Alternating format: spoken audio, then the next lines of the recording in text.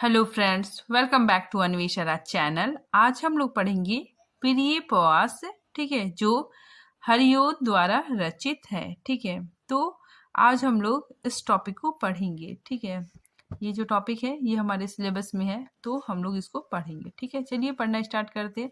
सबसे पहले देखिए प्रिय प्रवास। ठीक है, इसका अगर हम इसको तोड़ेंगे तो क्या हो गया, प्रिय प्लस प्रवास। ठीक है, प्रवास का मतलब क्या होता है कि जब आप अपने मूल जगह को छोड़कर दूसरी जगह पे रहते हो, ठीक है, तो उसे प्रवास कहा जाता है। ठीक है, मतलब जो आपका मूल जगह है, ठीक है, उसको छोड़ के अगर आप किसी और जगह जाते हो, ठीक है, तो उसी को प्रवास कहा जाता है। ठीक है, और प्रिय कौन है, तो श्री कृष्ण है। ठीक है, तो देखिए ऐसा व्यक्ति जो लोगों को प्रिय रहा है। ठीक है, तो ऐसा व्यक्ति जो लोगों को प्रिय रहा है अर्थात श्री कृष्ण। ठीक है, अब वो उस जगह को छोड़कर, ठीक है, गोकुल को छोड़कर दूसरी जगह जा रहा है। ठीक है, उसे ही प्रिय प्रवास कहा जाता है। ठीक है, प्रिय प्रवास शब्द घटना पे आधारित है। ठीक है, तो ये प्रिय प्रिय प्रवास है। ठीक है, ये घटना पे आधारित है। ये घटना को संकेतित कर रहा है। ठीक है, अब देखिए प्रिय प्रवास का प्रकाशन वर्ष 1914 ईस्वी है। ठीक है, तो याद रखिएगा इसका प्रकाशन 1914 ईस्वी है। ठीक है, हरिओद जी द्वारा आधुनिक काल में लिखा गया खड़ी बोली हिंदी का प्रथम महाकाव्य। ठीक है, वेरी वेरी इंपॉर्टेंट है। खड़ी बोली हिंदी का प्रथम महाकाव्य प्रिय प्रवास है। ठीक है, जिसमें कवि की प्रबंध पटुता एवं काव्य प्रतिभा का अद्भुत संयोग दृष्टिगोचर होता है। ठीक है, तो देखिए अगर क्वेश्चन आता है कि खड़ी बोली, ठीक है, खड़ी बोली में हिंदी का प्रथम महाकाव्य प्रिय प्रवास है। ठीक है, और हिंदी साहित्य का प्रथम महाकाव्य तो पृथ्वीराज रासो। इसकी कथा वस्तु, ठीक है, प्रिय प्रवास की कथा वस्तु में श्री कृष्ण के मथुरा गमन, राधा एवं गोपियों की विरह व्यथा, पवन दूती प्रसंग, ठीक है, वेरी वेरी इंपॉर्टेंट है, इसमें पवन दूती प्रसंग है। ठीक है, राधा पवन के माध्यम से, ठीक है, श्री कृष्ण को अपना संदेश भेजती है। ठीक है, तो पवन दूती प्रसंग, यशोदा की व्यथा, उद्धव गोपी संवाद, राधा उद्धव संवाद आदि का मार्मिक निरूपण हुआ है। ठीक है, फिर आगे देखिए श्री कृष्ण के जीवन से जुड़ी हुई अनेक घटनाओं, पुतना वध, ठीक है, बकासुर, कटासुर, काली नाग, कंस वध, ठीक है, जरासंध वध आदि का उल्लेख भी यथास्थान है। ठीक है, तो पुतना वध, ठीक है, बकासुर, ये सब ये सारी घटनाएं यथास्थान हुआ है। ठीक है, फिर आगे देखिए कथानक में राधा कृष्ण के परंपरागत चरित्र को युगीन सांचे में ढालकर प्रस्तुत किया गया है। ठीक है, तो यहाँ पे जो विषय वस्तु है, ठीक है, वो पुरानी है। ठीक है, राधा कृष्ण का जो स्टोरी है, ठीक है, वो पुराना है, लेकिन उसे नए ढंग से हरिओद जी ने प्रस्तुत किया है। प्रिय प्रवास यह रचना द्विवेदी युग में रची गई। ठीक है, तो इम्पोर्टेंट है, जो प्रिय प्रवास यह रचना है ये द्विवेदी युग में रची गई। द्विवेदी युग का प्रभाव हरिओद पर दिखाई पड़ता है। उन्होंने कथानक भले ही परंपरागत लिया है, लेकिन उसको युगीन सांचे में रखा है। ठीक है, तो हरिओद जी ने, ठीक है, जो कथा है, ठीक है, भले ही पुरानी ली है, ठीक है, लेकिन उसको युगीन सांचे में रखा है। ठीक है, नए ढंग से प्रस्तुत किया है। आगे देखिए प्रिय प्रवास की राधा केवल बिरहनी मात्र नहीं है। ठीक है, तो जो प्रिय प्रवास की जो राधा है, ठीक है, वो सूरदास की राधा के जैसे बिरहनी मात्र नहीं है, अपितु वह लोक सेविका, ठीक है, राधा क्या है, लोक सेविका एवं समाज सेविका भी है। ठीक है, आगे देखिए कृष्ण, ठीक है, श्री कृष्ण भी जननायक अधिक है, जन्मभूमि के प्रति अटूट श्रद्धा, ठीक है, तो श्री कृष्ण में अपनी जन्मभूमि के प्रति अटूट श्रद्धा, दुराचारियों के प्रति विद्रोह, अन्याय दमन, स्वदेश प्रेम एवं लोक उपकार के भाव भी इसकी कथा में पिरोए गए हैं। ठीक है, तो प्रिय प्रवास में जो श्री कृष्ण है, ठीक है, उनके अंदर लोगों का उपकार करने की भावना है। ठीक है, वो अपने लोगों का भलाई करते हैं। ठीक है, आगे देखिए भारतीय संस्कृति का उज्जवल रूप इसमें चित्रित है। इस महाकाव्य में, ठीक है, इस प्रिय प्रवास महाकाव्य में आध्यात्मिक एवं लौकिक प्रेम को प्रस्तुत करते हुए लोक पक्ष एवं लोक कल्याण पर कवि का ध्यान केंद्रित रहा है। ठीक है, तो इस रचना में आध्यात्मिक एवं लौकिक प्रेम को प्रस्तुत करते हुए लोक कल्याण की और कवि ने ध्यान केंद्रित किया है। ठीक है, तो देखिए इस रचना को हम लोग स्वाधीनता आंदोलन से भी जोड़कर देख सकते हैं। ठीक है, राधा और कृष्ण प्रतीक के रूप पर है। ठीक है, कृष्ण को उस समय के स्वतंत्रता सेनानियों से भी जोड़कर देखा जा सकता है। ठीक है, आगे देखिए प्रिय प्रवास के कथानक को 17 सर्गों में विभक्त किया गया है। ठीक है, इंपॉर्टेंट है। प्रिय प्रवास के कथानक को कुल 17 सर्गों में विभक्त किया गया है। फिर आगे देखिए प्रिय प्रवास के प्रमुख चरित्र तो कृष्ण एवं राधा ही हैं, किंतु उनके परंपरागत चरित्र को सुरक्षित रखते हुए कवि ने उसमें युगानुकूल परिवर्तन किए हैं। ठीक है, कवि ने युग के अनुसार उसमें परिवर्तन किए हैं। श्री कृष्ण को भगवान ना मानकर एक महापुरुष, लोक सेवक, जन नायक माना है। ठीक है, तो कवि ने श्री कृष्ण को भगवान, ठीक है, भगवान ना मानकर एक महापुरुष, ठीक है, लोक सेवक, लोगों की सेवा करने वाला, ठीक है, जन नायक माना है। ठीक है, जनता का नायक, जन नायक माना है। वे मानवता के अनन्य पुजारी है। ठीक है, तो श्री कृष्ण मानवता के अनन्य पुजारी है, अन्याय दमन में तत्पर है तथा जन्मभूमि के अनुराग से युक्त देशभक्त हैं। श्री कृष्ण का चरित्र उन्हें एक महामानव की कोटि में पहुंचा देता है। ठीक है, तो बहुत इंपॉर्टेंट है यहाँ पे इस रचना में जो श्री कृष्ण का चरित्र है, ठीक है, वो उन्हें महामानव की कोटि में पहुंचा देता है। ठीक है, आगे देखिए प्रिय प्रवास की राधा भी अपने परंपरागत रूप में ना होकर नवीन युग के अनुरूप गुणों से संपन्न है।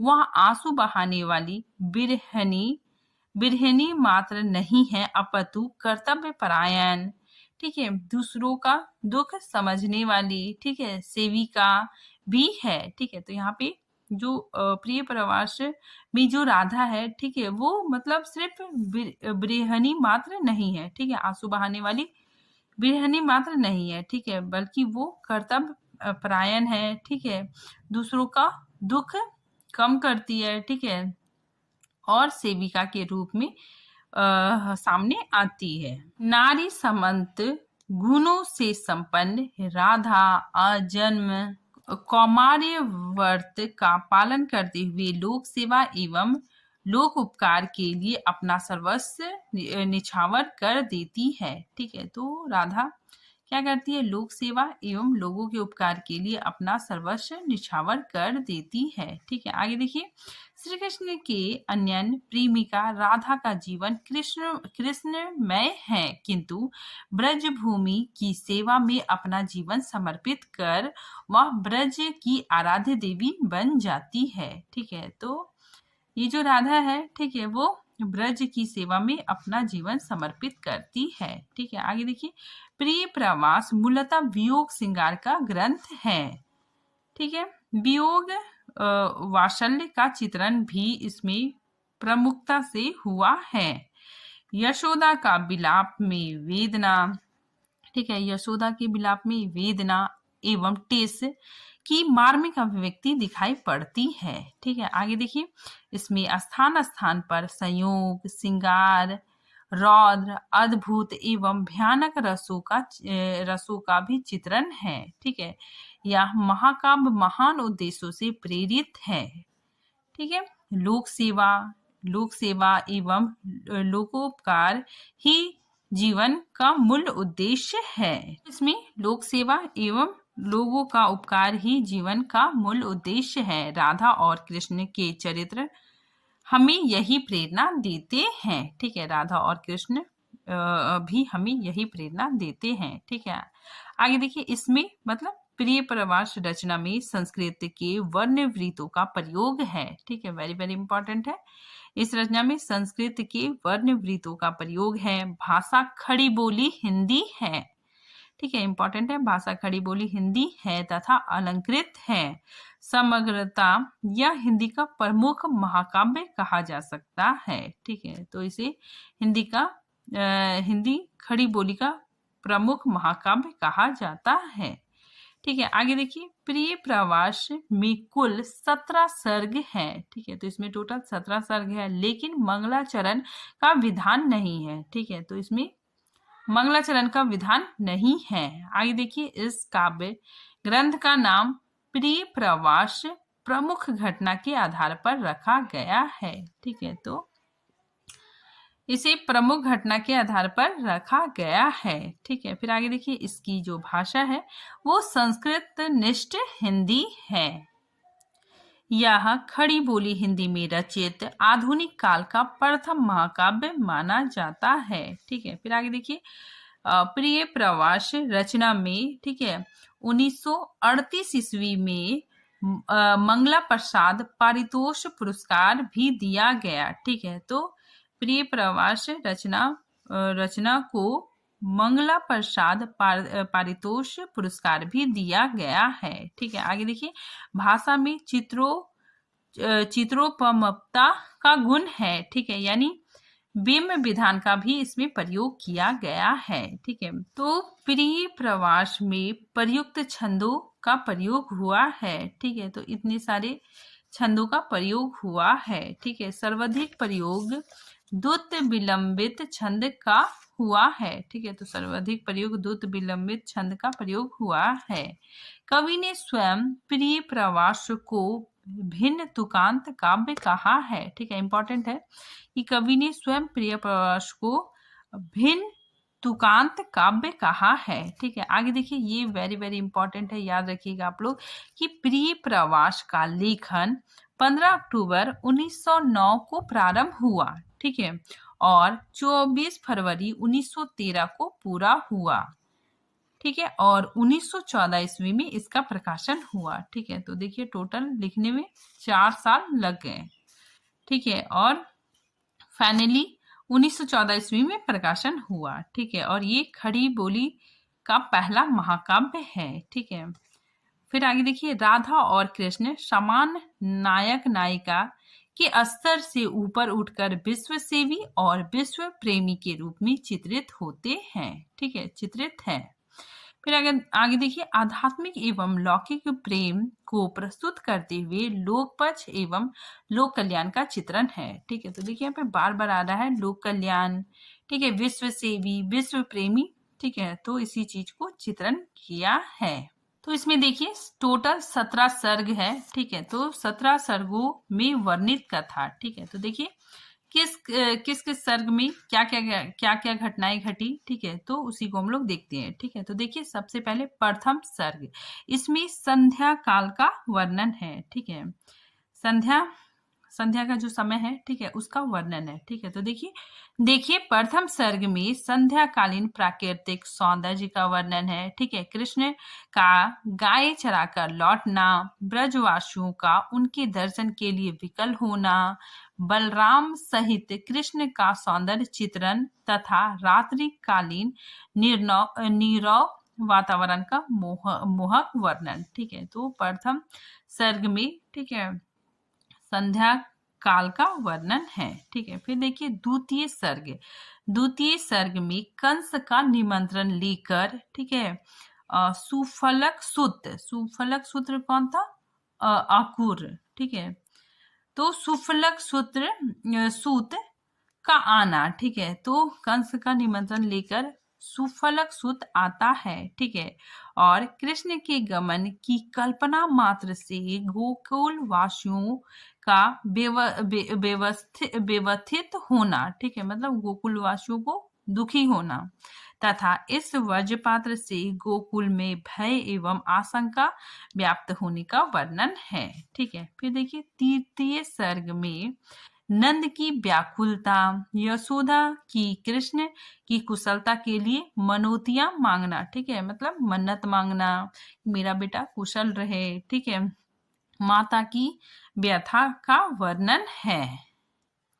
अब देखिए चतुर्सर्ग। ठीक है, चतुर्सर्ग में राधा के सौंदर्य का वर्णन है। ठीक है, तो देखिए चतुर्थ सर्ग में वृषभानु कौन है? राधा के पिता। ठीक है, तो वृषभानु का परिचय, राधा का परिचय, उनके सौंदर्य, ठीक है, राधा के सौंदर्य का चित्रण, कृष्ण के प्रति उनका विशिष्ट अनुराग तथा कृष्ण के मथुरा गमन के समाचार से उत्पन्न व्यथा। ठीक है, प्रकृति के कण कण में उसी पीड़ा का विस्तार देखने का चित्रण है। ठीक है, तो याद रखिएगा चतुर्सर्ग में राधा के सौंदर्य का चित्रण है। ठीक है, अब देखिए पांचवा सर्ग में कृष्ण के मथुरा गमन के समाचार से गोकुल में व्याप्त व्यथा, ठीक है, गोकुल के कण कण में व्याप्त उदासी और निर्वरता एवं माता यशोदा की व्यथा का मार्मिक वर्णन है। ठीक है, तो पांचवी सर्ग में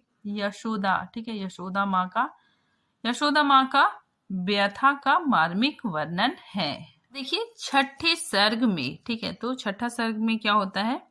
देखिए अनेक दिवस बीतने पर भी कृष्ण के ना लौटने से उत्पन्न ब्रजवासियों की व्याकुलता, मार्ग पर बैठे उनकी राह देखना, यशोदा का वात्सल्य वियोग, राधिका का विरह, ठीक है, उनके व्यक्तित्व का लोक कल्याणकारी रूप, ठीक है, पवन के माध्यम से प्रेम की अभिव्यक्ति एवं कृष्ण को उनकी याद दिलाने की विनती करने का वर्णन है।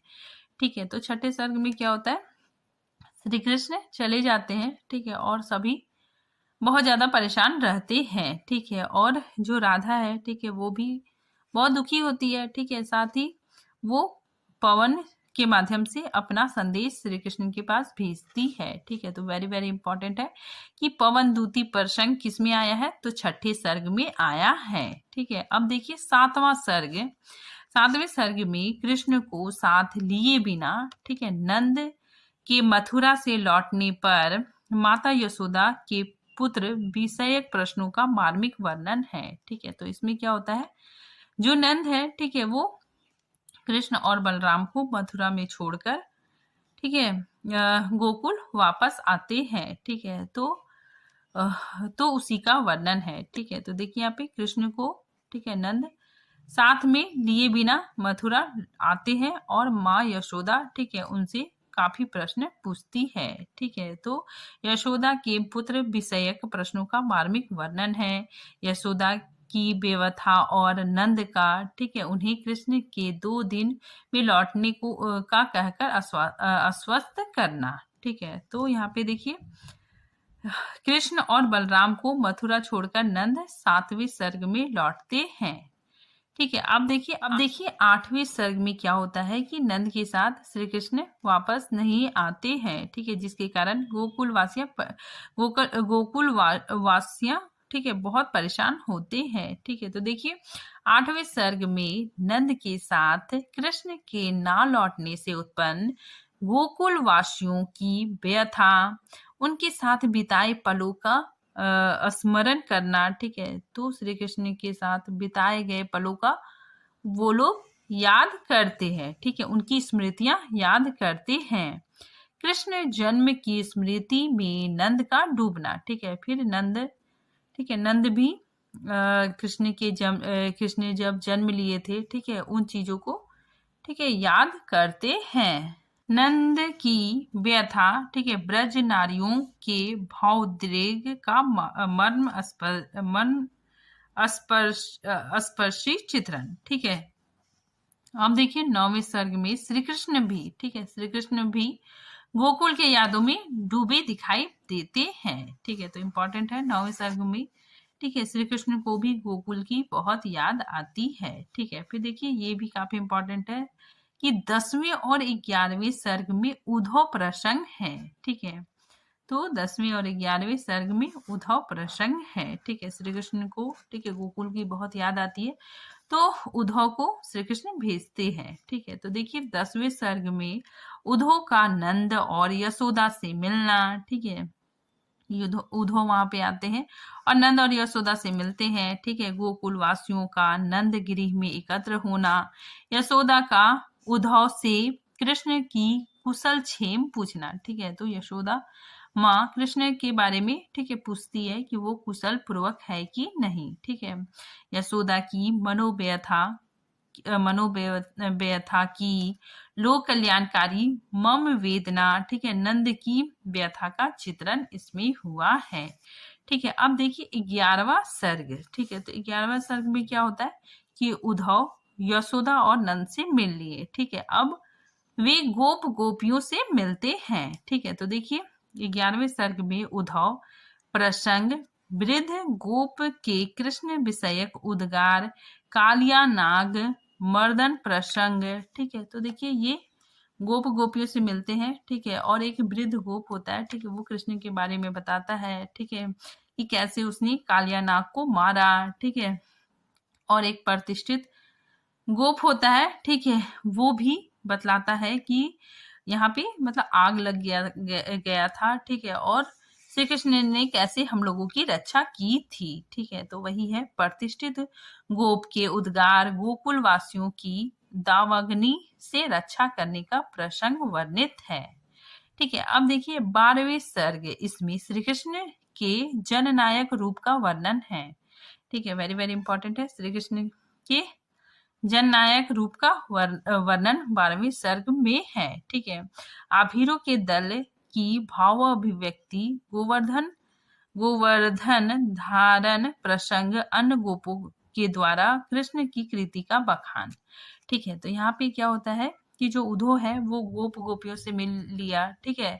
अब वो गोकुल में अन्य लोग जो रहते हैं, ठीक है, उनसे मिलते हैं, ठीक है, और उसमें एक आभीर, ठीक है, एक प्रकार का जाति है, तो उद्धव आभीरों से मिलते हैं, ठीक है। तो आभीर लोग बताते हैं कि गोवर्धन पर्वत को कैसे मतलब उंगली में उठा के श्री कृष्ण ने हम लोगों की रक्षा की थी, ठीक है। साथ ही वे लोग श्री कृष्ण के कृति का बखान करते हैं, ठीक है। अब देखिए 13वां सर्ग, इसमें उद्धव का ब्रज भूमि के सौंदर्य निहारना, ठीक है। तो 13वें सर्ग में उद्धव है वो ब्रज भूमि का जो सौंदर्य है उसको निहारता है, गोप कुमारों का आना, ठीक है, श्री कृष्ण के विषय में पूछना, फिर भयंकर भुजन हिंसक अश्वक और व्योम पशु पाल के वध का प्रसंग, ठीक है। तो ये लोग बताते हैं, ठीक है, कि ये लोग जो हिंसक पशु है, ठीक है, अवक्स और व्योम, ठीक है, तो कैसे श्री कृष्ण ने इस हिंसक पशु का वध किया था, ठीक है। तो ये प्रसंग ये लोग बताते हैं। गोप द्वारा कृष्ण की बाल आहदकारी लीलाओं तथा कृष्ण के लोकोपकारी रूप का वर्णन है, ठीक है। अब देखिए 14वें सर्ग, इसमें गोपी उद्धव, ठीक है, गोपी उद्धव संवाद आता है, ठीक है। तो देखिए 14वें सर्ग में गोपी उद्धव संवाद, गोपियों की विरह वेदना, ठीक है, उद्धव का उन्हें समझाना और गोपियों के अलौकिक प्रेम को अनुभव करना, ठीक है। तो इसमें देखिए 14वें सर्ग में गोपी और उद्धव का संवाद होता है, ठीक है। उद्धव गोपियों को समझाता है, ठीक है, लेकिन नारियों को समझाना बहुत मुश्किल है। फिर आगे देखिए 15वीं सर्ग में श्री कृष्ण के उन्मत्त पुष्प आदि से वार्तालाप करती एक बाला की बातें सुनना।